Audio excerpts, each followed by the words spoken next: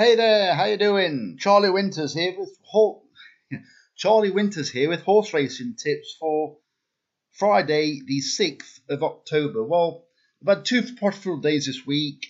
We had a 5.5 times the stake return, and then we also had a £1.50 win on the last racing tips. I think it was it £7 on £8.50 back, something like that.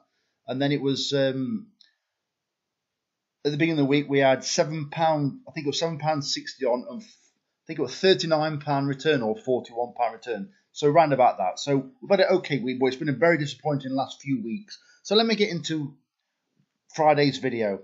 So unfortunately, I put this on a while back. So the price has changed slightly. So let me get into it. So it's the 30p each way Lucky 15 and the 50p each way accumulator. £10 in total. So what I'm going to do is, if there's above £3 return on the afternoon selections, I will have a bet on at Newcastle, and I will give that tips out. What I'll do, I'll put it in this description. So if there's above £3, be sure to pop back for Newcastle's tips. It'll be pretty much straight after the last race. So let me get into the tips I've given out. So the first selection is Joie de Vivre at 11-1 in the 2 o'clock at Hexham, paying 4 places instead of 3. This has already been shortened to 15-2. I've noticed that there is a 25p rule 4, and that's probably down to that reason. So that's probably the reason why. This is also my nap of the day. I really like the look of this one. So it's trained by Martin Toddhunter. I do believe this is a mare's hurdle. Well, this horse very rarely runs purely against its own sex, but it has been running quite well against call it a multi-sex race, in a race for both sexes. Sorry, I'm really tired now. It has become extremely well handicapped.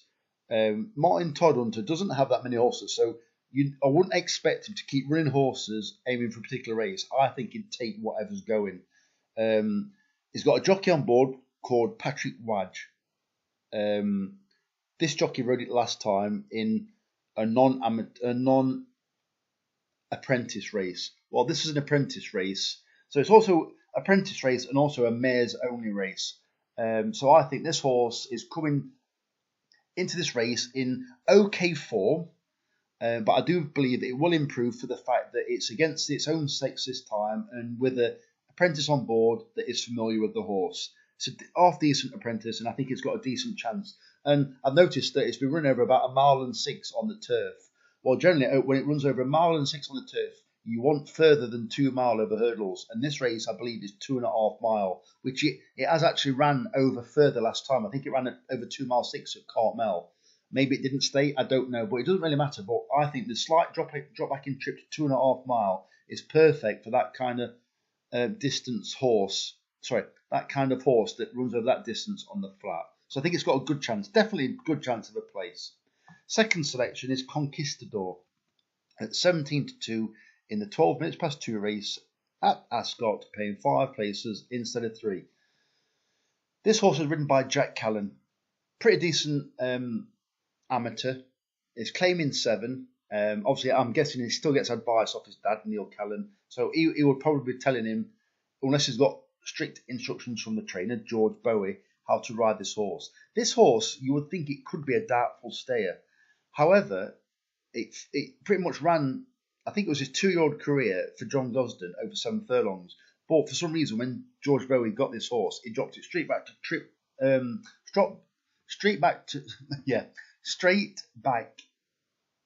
It dropped it in distance back to 5 furlongs and 6 furlongs. It's been running well, and it actually ran, I believe, its first 2 races for George Bowie over 5 furlong. It's been running over 6, looking like it does. It's like you wouldn't expect him to step it up to 7. So whether it's crying out for 7, I don't know. But I think it will have enough tactical speed, even though it's a stiff 7, to run a cracking race. And I think it's got a decent chance of actually reaching the frame, but also winning. But don't forget the paying first 5 as well. Third selection is Metal Merchant at 13-2 in the 3:22 at Ascot, playing 4 places instead of 4. Basically, it's a horse that's running well, and I fancy it. I think it's got a good chance of a place. And finally, one of probably the most interesting horses is Tanmorwy at 16 to 1 in the 5 past 5 at Ascot, paying 6 places instead of 4.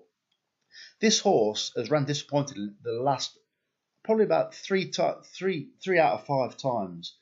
Its last 2 times is actually I had to explain why it ran badly, and the trainer I believe gave it out as the horse doesn't like slow ground. Well, it's raced on heavy and soft ground, so why would you run a horse on that kind of ground knowing that it doesn't want it? Well, I believe it's run 3 times out of its last 5 on slower ground. Well, don't get me wrong, it's not like it's rock hard tomorrow. It's run about, I think it'll be good ground tomorrow at Ascot, which is plenty quick enough for this horse. It has shown some good form on good to firm, and also it's fine on good ground. So I think it will appreciate the quicker ground. And at 16 to 1, it's actually quite a classy horse. It's rated 100, and last time it ran on OK ground, it either won or ran well off a rating of 100 with a Racing Post rating of 109. So it's got a cracking chance tomorrow if you ignore the last few runs on soft ground. So the very best of luck. And as I said, if we've got £3 or above returns, I will do a Newcastle video. Otherwise, I'm not going to bother. I'm not going to keep depositing money just for the sake of having a bet. If we've got a bit of a return, then I shall look for some selections.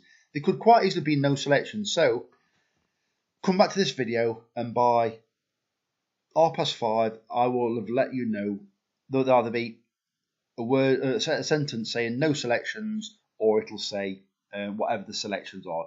Just a small stakes. I've had a real good look at Saturday's card. It's Redcar. So what's Redcar? We're looking for rain. So it's a bit odd at Redcar because they've given plenty of rain out, but it seems to work its way around Redcar somehow. I don't know if they've got some kind of like fan that's blowing all these clouds away. But it's like every time the rain's heading towards it, it never seems to arrive. It always seems like it's good to firm. Well, it's currently good to firm in places. Hopefully, there's been some rain today. I know that for definite because I've been looking at the webcam, the Redcar Esplanade webcam. There has been a decent amount of rain today, so I'm guessing it will probably be currently good ground. So I don't think there's any rain. They've given out the like 5% of showers, but overcast most of the day on Friday. And then there's a lot of showers forecast round about Redcar. So hopefully those arrive. So I'll be looking at Redcar for Saturday, but I should be looking for an half decent bet on Saturday because I think it's Ascot still, and well, I can't remember where the other one is, but I think it's Wolverhampton at night anyway. So I'll be having a decent bet Saturday, probably £40 stake, I think. So the very best of luck, Charlie Winters, off to bed.